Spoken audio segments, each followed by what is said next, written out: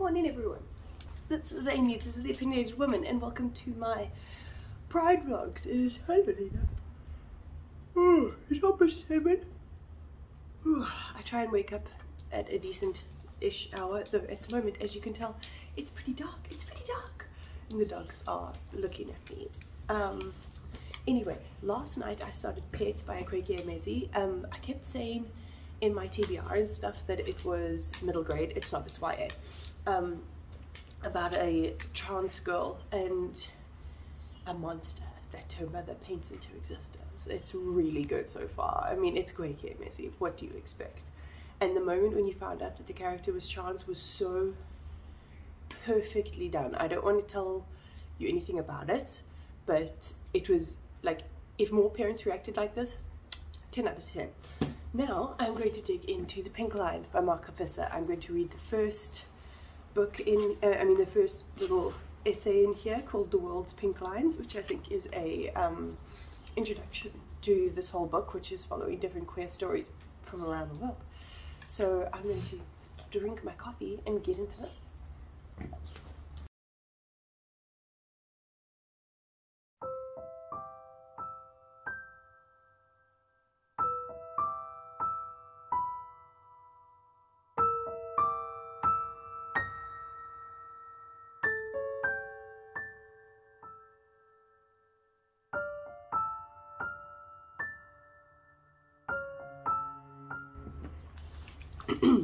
I have to read this part. I like the word queer because of its double valence. As well as being reappropriated by people across the world to describe themselves, queer means different or skewed, to see things from a queer perspective. It is to look at the world askance, to see it afresh. I love the word queer. 10 out of 10 word.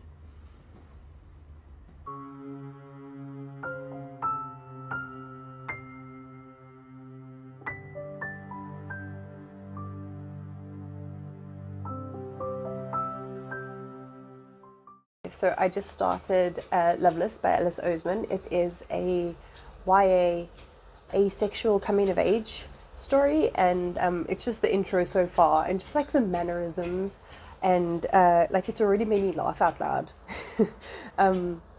Just at their turn of phrase, and like the first scene, it gave me such a, if you've watched the show Sex Education, those vibes. I got those vibes.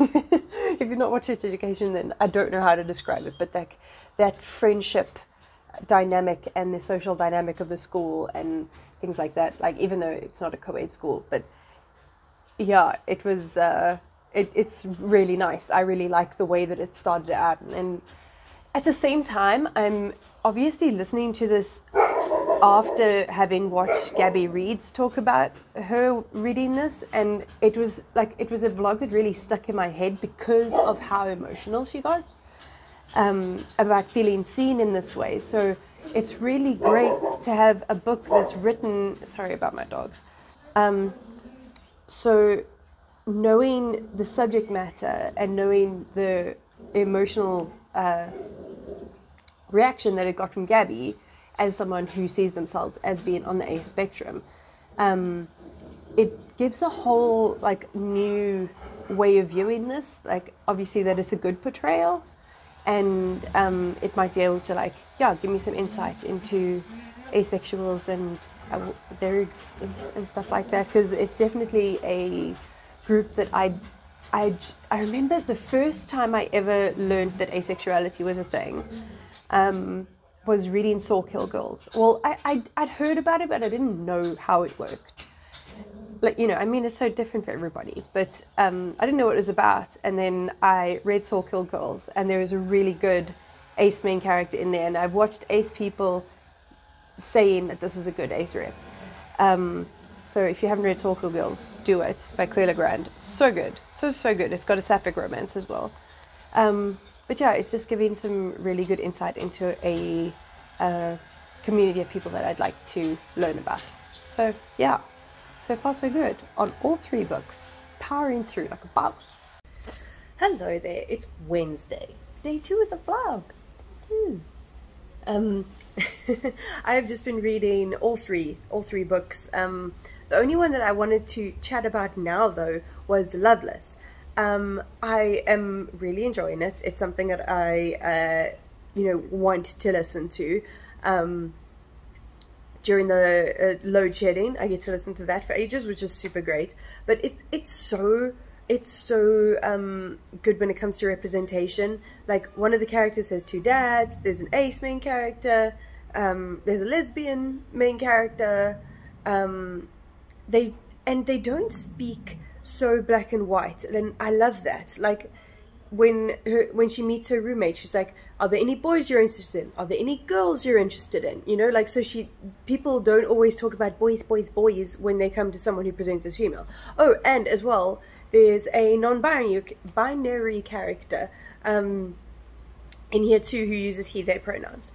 And it's all very, like, well integrated into it, because this whole book is about her discovering her identity. So she's exposed to a lot of different identities in different ways, and I really like it. This book is a good one.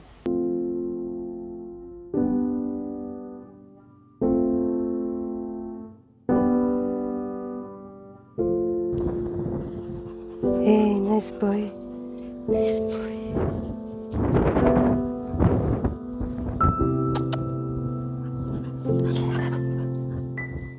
So, I just found out on Scribd through their little Pride section that I have another queer book on my shelves that I didn't know about.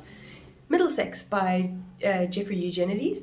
He is the author of The Virgin Suicides, and apparently this deals with intersex characters, which is a genre that I don't think I've ever seen an intersex character discussed in a book before. So, it's added to my pile.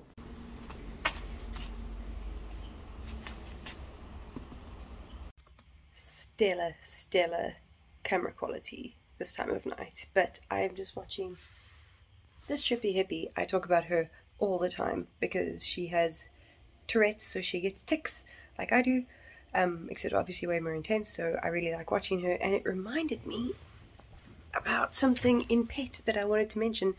She has selective mutism, which is not something that I have, well, it's something that I've read before, but yeah, this is the first time when I'm actually, like, taking note of, like, mental health and disability rep and stuff like that. And yeah, this has selective mutism, so that is something that, yeah, makes this book even better.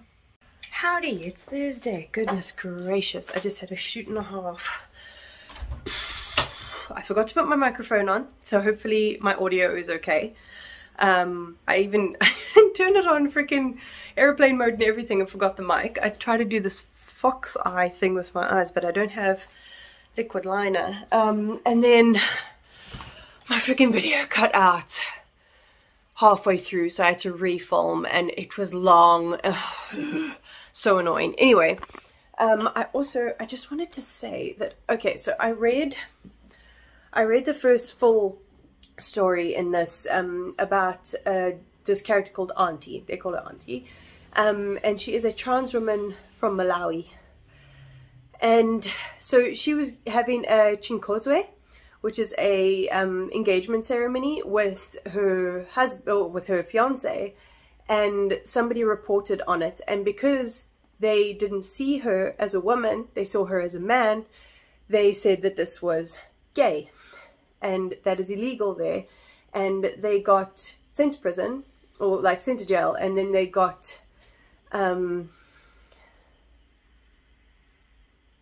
sentenced to 14 years for crimes against human decency or something like that, which was disgusting. But luckily she got the attention of the UN, and they finally got their sentences redacted, taken away. I don't know. I don't know the proper word. But her story was so intense, and she came in, she's a refugee here, because we have such a open constitution when it comes to queer rights and things like that. Like, I think we were the first country in our constitution to have it so that you couldn't discriminate against someone for their sexual orientation or gender identity, which is so great. It's all about her story coming to South Africa and the struggles that she's had. And it also brought up the topic of LGBT refugees and how common this is and how many people flee from different countries because of this, which I never even considered before, but it makes perfect sense. Like, you can seek asylum for the fact that you could be persecuted for your sexual orientation or gender identity, which, like, I mean, it's great that people get to, you know, escape like that, but it's just the thought that they can't even exist in their own countries is pretty sickening. The story does end off with you not really knowing how she's going to, like, if she's going to be okay, if she's going to be fine. But because I read an interview with this author, he did update us on her, and apparently she's doing very well. So that made me really happy. So yeah, this book is already so good. I really, really recommend this. Really great South African author and some really interesting insights into queer history. I somehow found myself lying on the couch listening to Loveless. I need to get up and do work.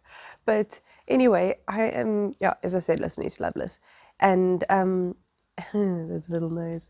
I have, there's just a point that they're talking about now. So she's talking to her roommate about sex and stuff, because her roommate is very sex positive, very sexually active, and she is not, obviously. And so she's asking her questions, and they're talking very, very openly about masturbation. And I think that's so great, because like so many people use masturbation as like a really shameful thing, and so many people consider it to be a men thing, and it's so totally not, and it's so totally normal. And I think if I had paid more attention to what goes on in my head, I would have come out sooner. That's an overshare. But yeah, I really think people should talk about shit like that more freely. It's, yeah, it's normal. It's very, very strange that people don't have been brought a tire. Oh, God. See, this is what they do. One's got my hand in his mouth, and the other one's bringing me a tire. Dog mom and aunt. I can feel his tongue. Rooney, the roommate, just said, wank fantasy sisters. I love her. Hello there, it's Friday. Woohoo! I'm very, very proud of myself today. I've been super duper productive, got my article sent off. So now I get to work on my blog post for next week, so I can actually be on time. Videos and blog posts going up at the same time. Who is she? And then again, another productive thing. Last night I finished Pet. It's actually in my bookshelf right now, so I don't have it, but it was so good. I will link my Instagram down below where I reviewed it. I've never done a Instagram book review before, but I really enjoyed doing it. So yeah, I really loved it. But I mean, it's Akwaeke Emezi. Was I not gonna like it? No, I really want to read their memoir, Dear Centauran. I think that's how you say it. I'm sorry, I'm very white. But I'm so excited to see it. If you guys didn't know, Freshwater is semi-autobiographical. So this is like proper full-on memoir, and I'm so excited. It's gonna be so good. So then I started Picture of Dorian Gray by Oscar Wilde. Obviously he is an OG Big Daddy gay. And this book is about Dorian Gray, who befriends this painter, and this painter paints a picture of him that will age as time goes on, so that Dorian Gray himself doesn't have to age and he can stay young forever. So yeah, I think the only thing I've ever read from Oscar Wilde is The Importance of Being Earnest, and I have a feeling like I saw The Importance of Being Earnest on stage, but I can't for the life of me remember in what circumstances. But yeah, I'm enjoying it so far. I mean, obviously he writes beautifully, and I know someone who says this is their absolute favorite book, and I really I respect her recommendation. So I'm super chuffed to get to this one. Well, I am getting to this one. See? Yeah, hopefully I will update you later on in the day. But this weekend on Sunday, it's the 6th, so that is the start of the Queer Lit Readathon. So I'm going to be doing a full vlog for the Queer Lit Readathon from Sunday to Saturday. and I'm psyched for that one as well. I've never really taken part in a proper readathon before, and it feels like I'm part of something. I really like it. But yeah, now I'm gonna go walk to get myself a cup of coffee. There's just a treat. A couch full of kittens. Okay, I know this is a reading vlog, and I'm not updating you on my reading, but I had a weird tick that I've never got before earlier, and I want to talk about ticks more. I want to do a tick video. I did film a tick video, and I was worried that it was rambly, and then my camera had cut out halfway through, so yeah, I'm just gonna have to refilm that, and I'll do like a bit of an outline. I can't do scripted videos because I've never been good at, like, you know, that like learning lines and reciting them. I sound like a robot. So like I sort of just give myself an outline and then talk with the outline. But I saw somebody working as a barista, and they had oat milk, and when like oat milk you need to shake. So when I saw them with the oat milk, I was holding my eraser in my hand and I shook it because I looked at the oat milk. Ticks are weird, guys. If you guys get ticks, please let me know down below. Apparently Billie Eilish gets ticks. It's in her her documentary, which I now want to watch because, one, I love Billie Eilish, and also because when I see other people with ticks, it makes me feel better. But yeah, I'm glad I wasn't holding a cup of coffee or something. I wonder if I would have done it then.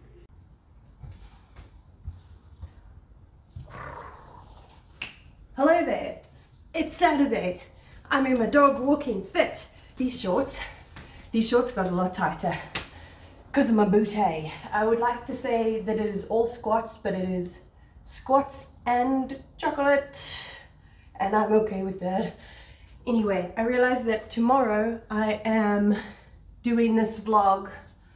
Tomorrow I'm starting my Quillet Readathon vlog, so it's from the 6th till the 12th. So I should probably leave this vlog here and then carry on filming. The camera looks skew. Is it skew? Hello.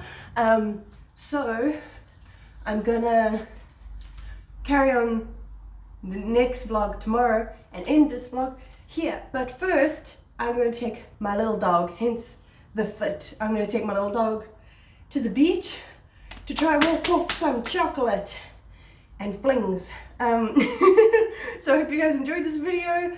Watch to the end to see some cute, beautiful dog sea shenanigans, and then I'll see you next week for my Quillet Readathon vlog, my first ever Quillet Readathon.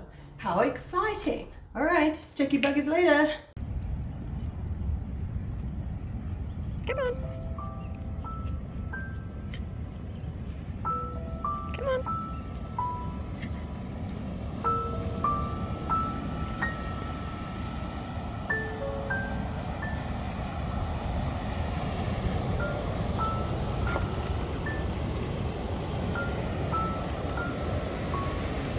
Hugo, sit. Yeah. Hugo.